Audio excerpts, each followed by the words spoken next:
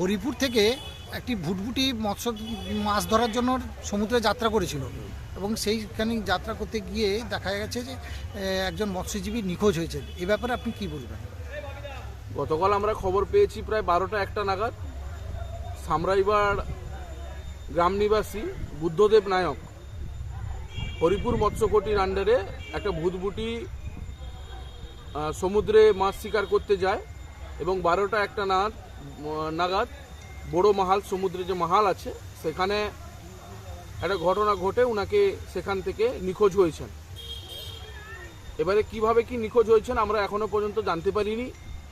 আমি রাত 1টার দিকে খবর পেয়ে আমি পুলিশ প্রশাসনকে, যেহেতু আমি সেই জোনের পঞ্চায়েত সমিতির সদস্য এবং মৎস্যজীবী উন্নয়ন সমিতির আমি সভাপতি মহকুমা, পুলিশকে ওসি সাহেবকে খবর দেই এবং কোস্টালকেও খবর দেওয়া হয়। আমাদের খোঁজাখুঁজি চলছে।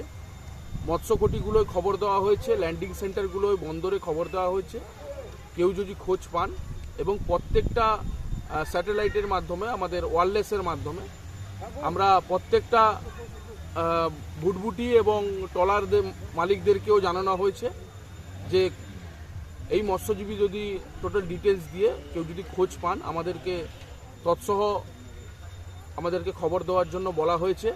নিশ্চিতভাবে আমরা প্রচেষ্টা চালাচ্ছি, পরিবারের পাশে আছি আমরা, এবং নিশ্চিতভাবে কোনো খবর পেলে আপনাদেরকেও জানাবো। পুলিশ প্রশাসনও তৎপরতার সঙ্গে ওনারাও খুঁজছেন।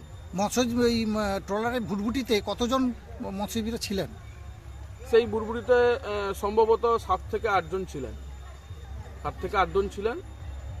আমরা বিষয়টা সঠিকভাবে জেনে কী কারণে কি হয়েছে নিশ্চিতভাবে আপনাদেরকে জানাবো।